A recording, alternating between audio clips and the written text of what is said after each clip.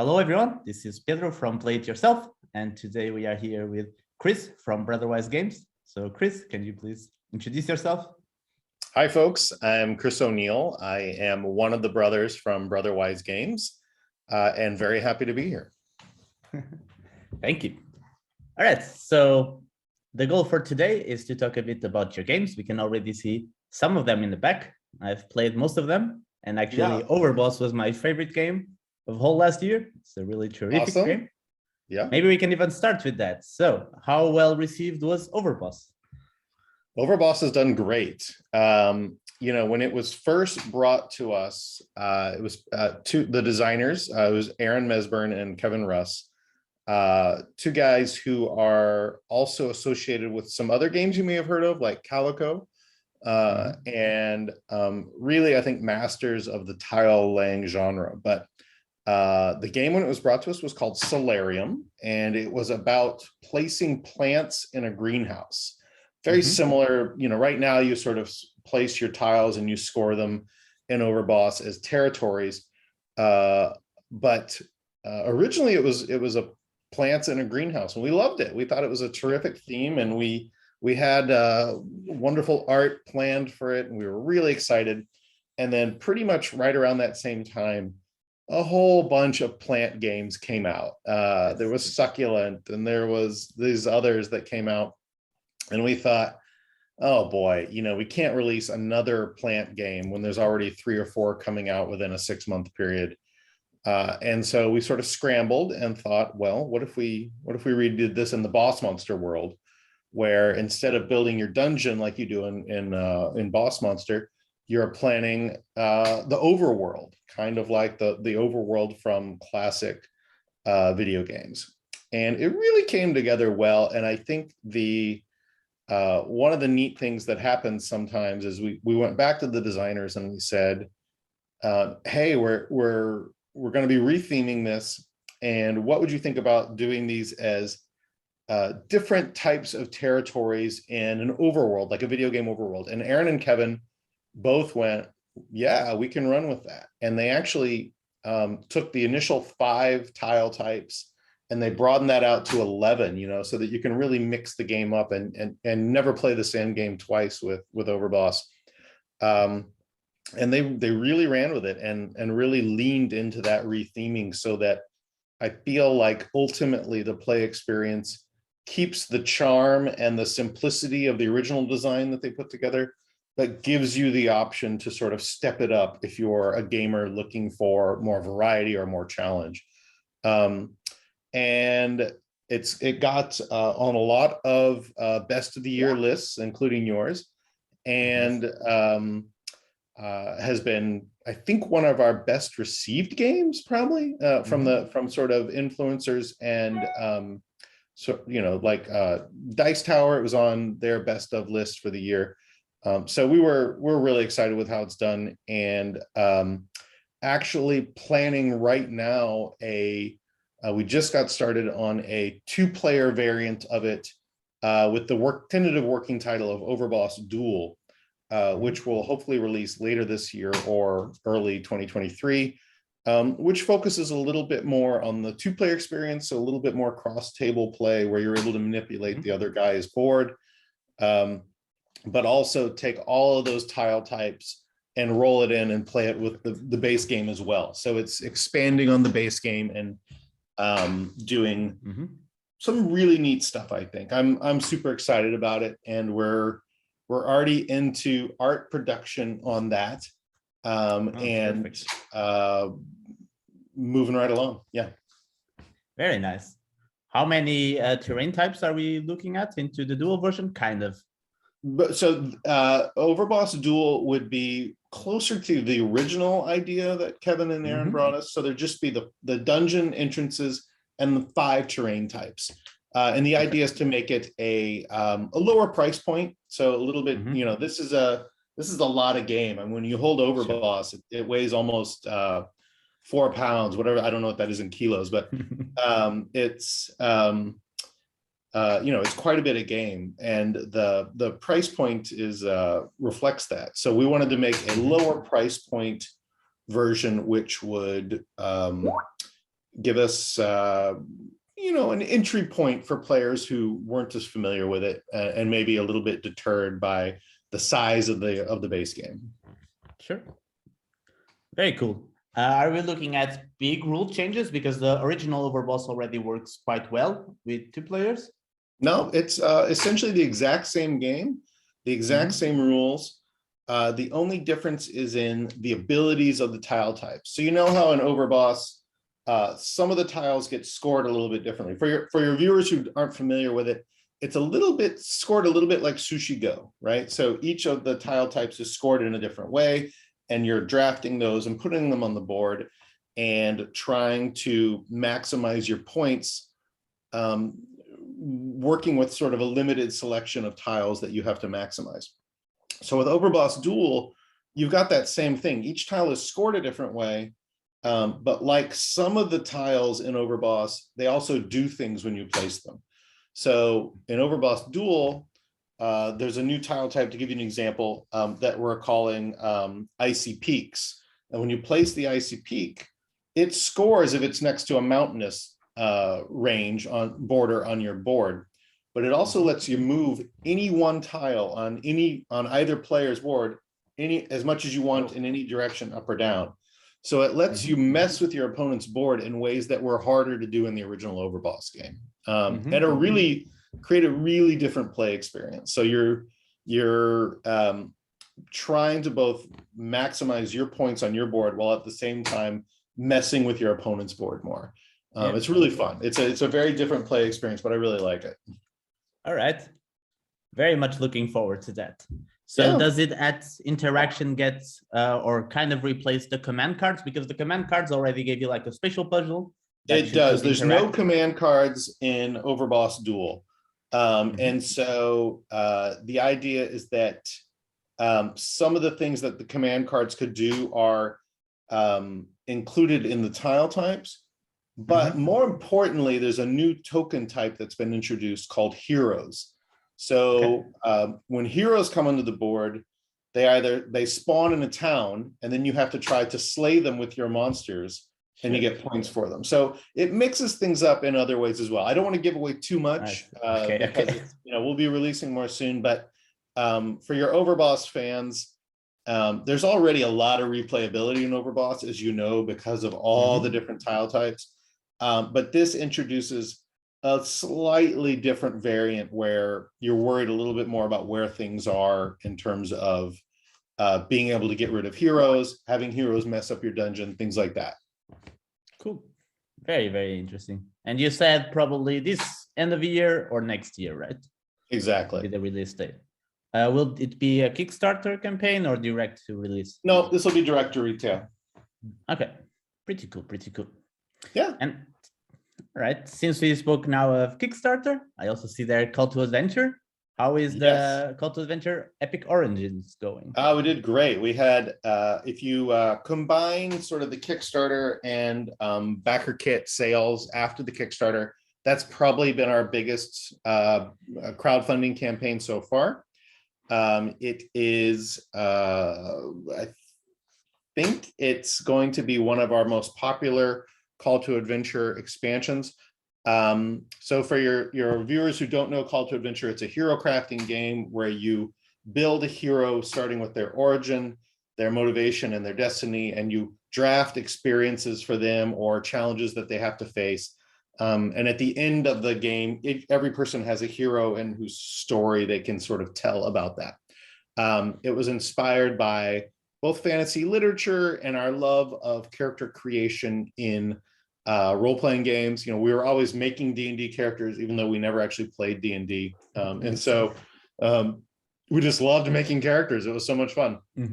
And this game tries to capture that. So Epic Origins actually leans even further into the RPG, the role-playing game side of things, where motivations are replaced by classes. So now you can have an elf ranger who goes on to become the Dark Usurper. You've got really fun things you can do.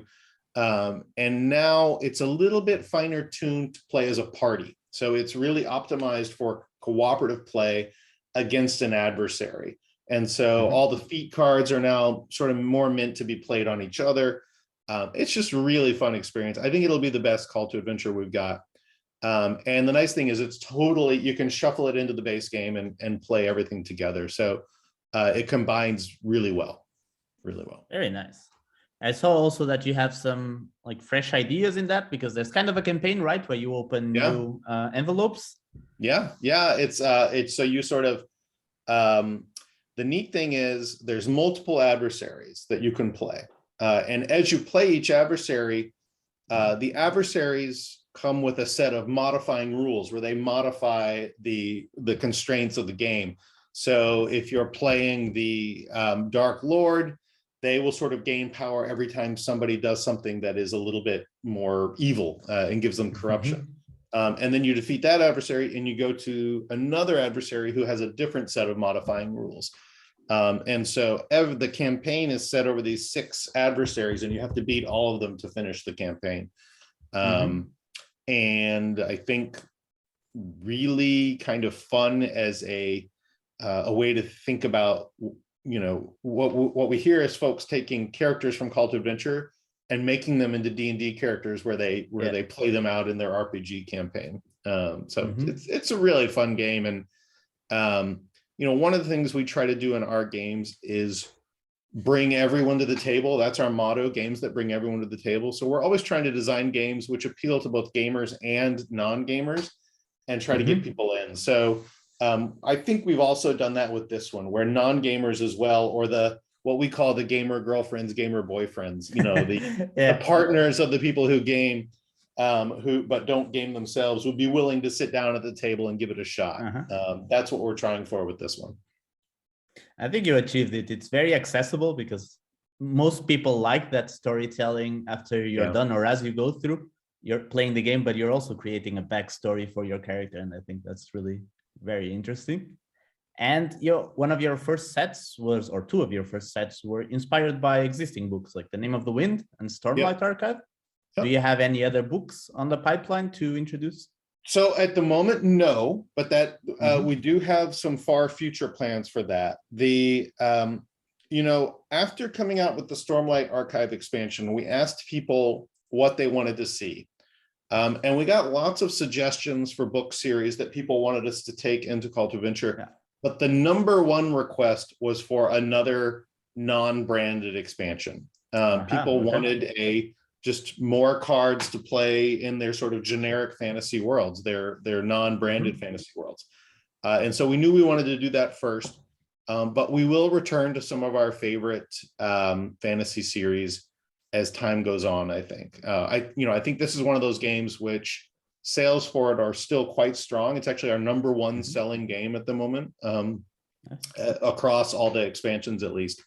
And I think it's likely that we'll see more Call to Adventure sets in the future. Is that a promise to make another Stormlight Archive as more books come out?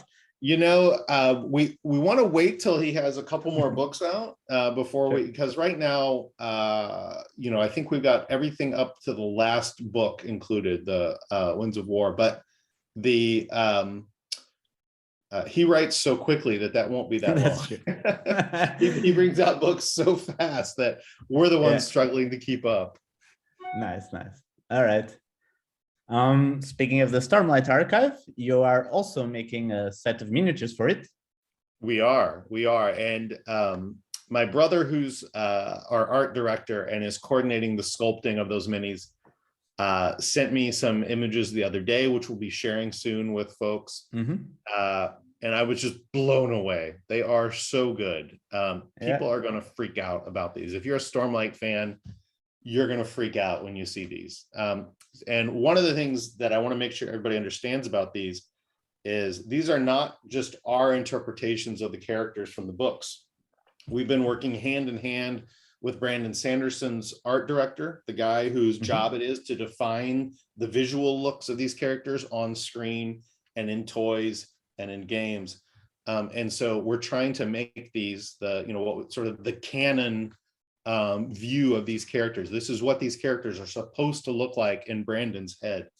And so they are astonishingly good. And I think people will be blown away by those when they see them. So that one we are planning to take to Kickstarter, and that would hopefully be a campaign that we would launch in late summer would be our goal for that one. All right. How did you go from games to miniatures? Because it's a jump. We just love the Stormlight Archive. We Okay. just love that story. Fair enough. It's just, we don't take on a lot of licensed properties. So we've worked with Patrick Rothfuss on the Name of the Wind expansion. We've worked with Brandon on the Stormlight expansion, and we've worked with Wonderstorm on the Dragon Prince, which is one of our favorite cartoons, one of our favorite animated series. And that's really all we've done. And we're very picky about licenses. We're not out there hunting for licenses to make us money. When we take on a license, it's because we're passionate about it.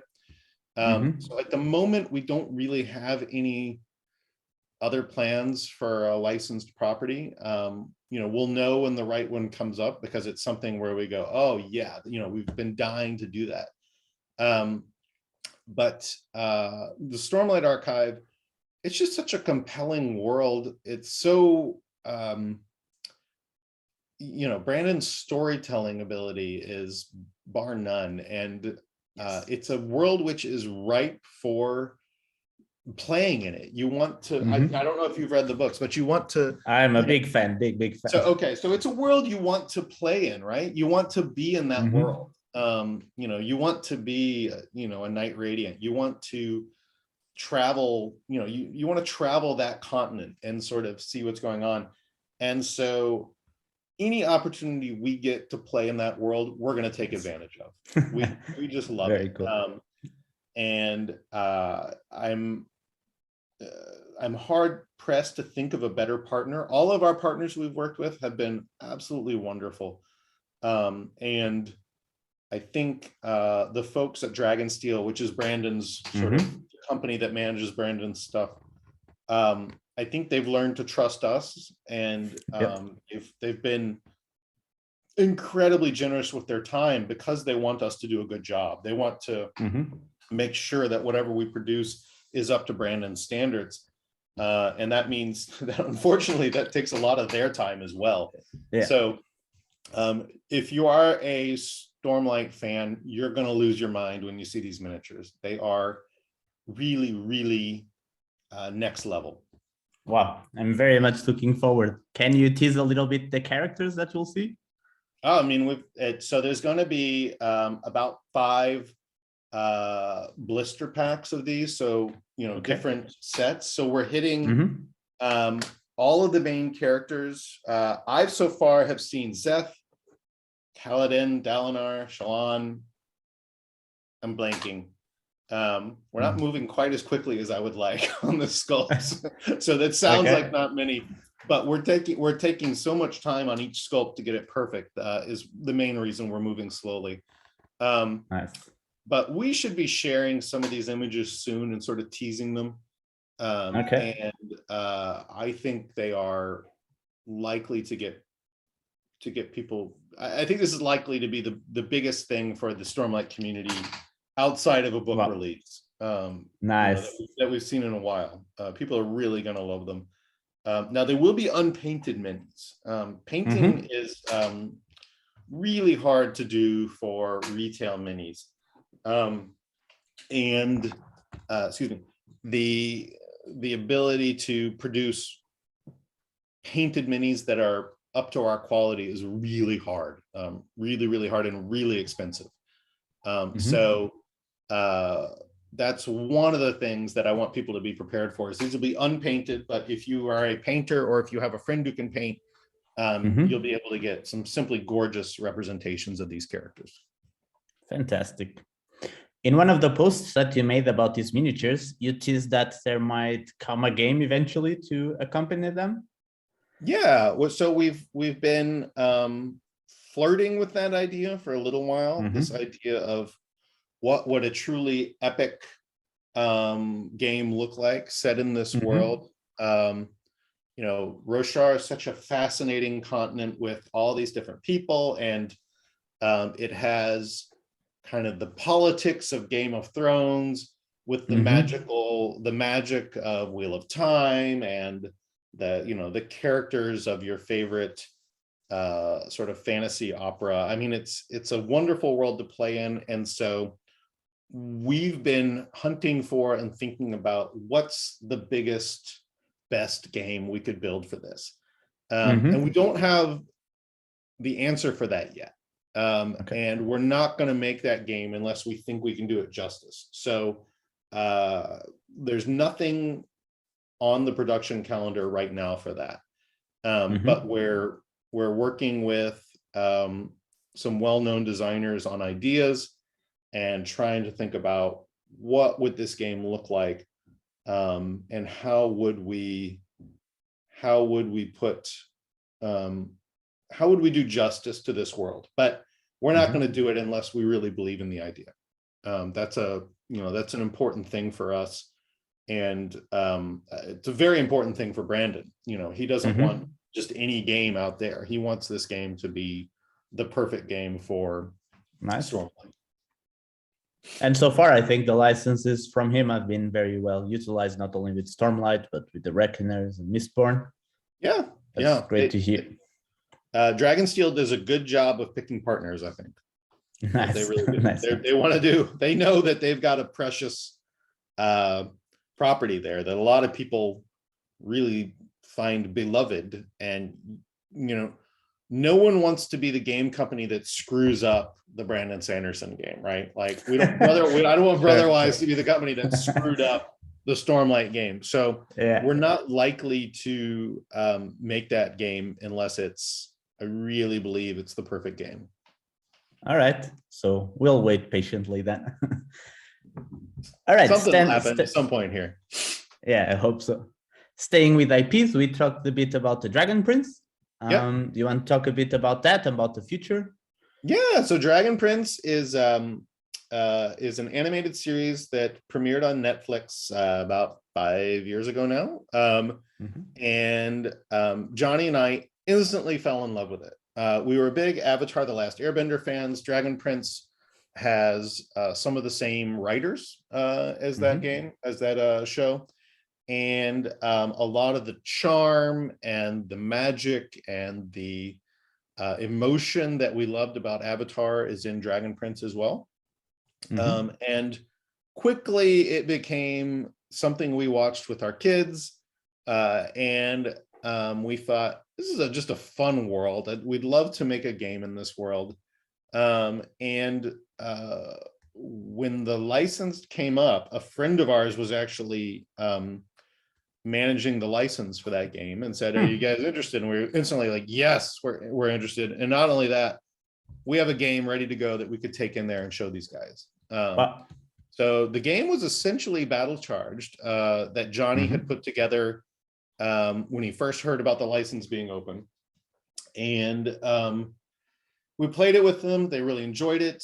It is a game. It's a very accessible miniature skirmish game where you're fighting in teams of miniatures. And the goal was to make a game that kids and adults could play together. And I think we nailed that. I think Battle Charge has the right level of complexity for an adult to be interested and the right level of simplicity for a kid to play along with it. And each of the characters has their own deck, their own custom deck that they use. And so if you're playing Callum, you're going to play a deck that has lots of magical spells and techniques and things like that. If you're playing Soren, you're going to be charging into battle and playing big hits and big defenses with his shield. And so it's a very different game depending on who you play. And it's done really well. It's sold at stores everywhere. It's sold at Barnes & Noble here in the States. It's available in the EU and a number of places. Again, another group of people at Wonderstorm, which is the company that makes the Dragon Prince, who we really love. They're just great people. They're passionate about their property. They were extremely interested in us getting every detail right. And so they worked very hard with us on creating the game. And ultimately, I think the final product is really, really special. Yeah. And I definitely agree with your take, because that was actually my take in my review. Is it's a very accessible skirmish game. So I think it's perfect to be a bridge between people who maybe are not completely into board games, but love the show. It's perfect for them to give it a try, because it has the mix of accessibility, but also with this mix of heroes and characters, it makes it very interesting. Yeah, if you're a gamer who doesn't do miniatures games, it's a good way to sort of dip your toe into miniatures games. Definitely. It really, I think, helps bridge that gap. Yeah. The game is very extensible because, as we said, it's like everyone has their own deck and you can mix and match any deck. Are you looking into potentially making more characters there? Yeah. We are like most Dragon Prince fans, waiting for the announcement for when the next season will be out, season 4. We don't know that yet. We don't have any more information than any other fan does, because Wonderstorm themselves is waiting on Netflix to give them the go-ahead. But we're hoping it'll be soon, and we're hoping to be able to launch a new set of characters that will fight alongside the old familiar characters. But I will say, very early days on that. We don't know the characters yet. We don't know whether the same characters will be there, whether they will have grown up, whether it'll be the same. We're waiting to find out, like the rest of the fans are. But as soon as we know, we will be jumping into hopefully taking them into the game. Cool. I also heard some rumors on Board Game Geek that there might be a cooperative game in the same universe. Yeah, so one of the things we've been playing around with is doing a more epic, more story-based game. And I don't have a lot to share with that right now, but it would be a very, very different game. It would be one more focused on the epicness of the story and the journey and the team working together. Radically different from Battle Charged. Okay. All right. Yeah. Good to know. There you also see there the Night of the Ninja. How was that game received? That's been great. Night of the Ninja is a social deduction game, but unlike a lot of social deduction games, it's very tight, very constrained, and played over a number of rounds. So unlike Werewolf, where you're going to be playing for 45 minutes trying to figure out who's the werewolves, in this one you play around in a few minutes, and you're playing in teams. So there's 2 houses, the Crane House and the Lotus House, and you are ninjas trying to figure out who at the table is in each house and slay them before they can slay you. But you're playing as a team, so that as long as the highest ranking member surviving is on your team, your whole team wins and gets points. And so you're going to do things like sacrifice yourself to try to save your higher ranked teammate if you think you're lower than them. But it's all hidden information. You don't know who's what. And then, of course, at the end of the game, even though you've been playing as a team for the whole game, only one person can win. So if you and I are in the same team and I think you're about to win, I might try to throw that round and get us killed and see what I can do. So at the last bit, we're going to have to betray each other, because after all, we're ninjas and that's what we do. It's super fun. Justin Gary designed that. Justin, who did Ascension, he did World of Warcraft, the miniatures game. He's done a lot of different games that we love. And so getting a chance to work with Justin was just magical. And I'm excited with how it came out, and it's been selling very well. We're very happy with that. We had a really good year last year. COVID ended up delaying a lot of our games. Ninja in particular sat in a warehouse for 12 months because it's a big social deduction game that plays up to 11 people. We didn't see that doing very well during lockdown. So now that that's out and people are starting to play together again, as Omicron fades, hopefully here, we're excited to see where it goes. Very cool. It has a very particular art style from Ben Sharman. I remember reading it, Who reached out to whom there? We reached out to Ben. So when we were thinking about this, we came up with the shadow box idea. So every card in this game is a shadow box, which is constructed of multiple layers of paper, and then you shine a light through it and it gives it a certain look. And we thought, man, what would that look like if we made the card art as shadow boxes and then photographed them and use that for the card art? And we weren't sure how it would turn out, but it is gorgeous. I personally think it's the best art we've done so far. It's just so different and so interesting. Ben took the idea and ran with it. All the artists we've worked in have been terrific, but Ben in particular kept going back and fixing things and making them better and trying to perfect that look. So we don't know of another game that uses shadow box art or papercraft art in it the way this one does. And I think it really sets the standard for what this should look like if you're going to do this. It's simply gorgeous. It is, really is. Another game from this year that I don't know if you are ready to talk about is Castles by the Sea. Yes. Yeah. Castles by the Sea. We'll be kickstarting that in the spring. That is a design from two guys, John Benjamin and Michael Zareb. This is a prototype piece for it. You are built, so you on the board you are building sandcastles and trying to place things out, and the more pieces you can place, the more points you get. So the pieces are placed according to certain rules, and if you can't meet those rules, you can't place that piece. So it's sort of a very light, charming puzzler. You can see some of the art from it there in the background, up there.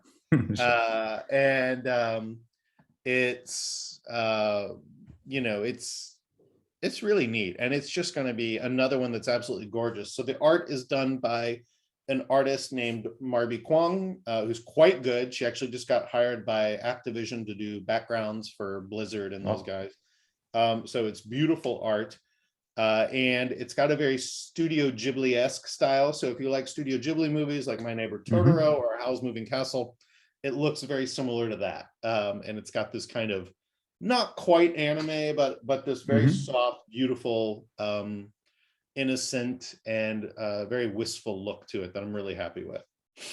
All right. What are we looking at in terms of playtime and player counts? It plays 2 to 4. A game is about 30 to 60 minutes, depending on the player count. Very accessible. This is one which is really, that idea of ours that we want to bring the gamer girlfriends, gamer boyfriends to the table. Your partner who doesn't play games, but they'll be willing to sit with you and try this one. We really tried to nail that with this game. Nice. So everything about it is meant to be inviting and accessible, even for non-gamers. That's cool. And for those that cannot convince their partner, will there be a solo mode like Overboss or Call to the Venture has? There's not a solo mode on this one because of the way it's played. I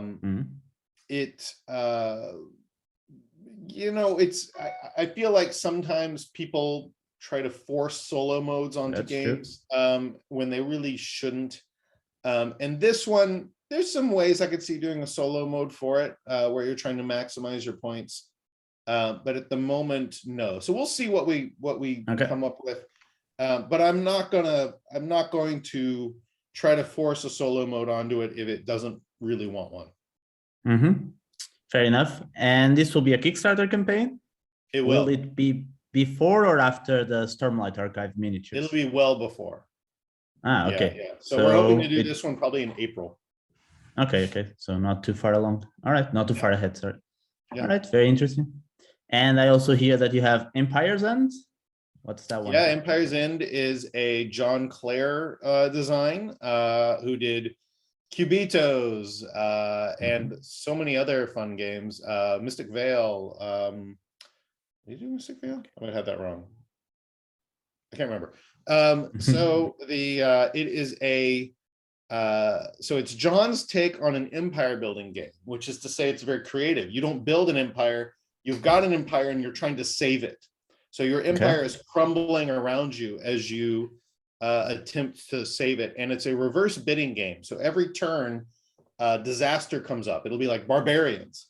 And it'll target one of your 11 locations. So you have 11 locations arrayed in a tile set on your board, including roads and farms and towns and cities. And one of those is going to get targeted by the barbarians. And you've got to try to keep that from happening by bidding.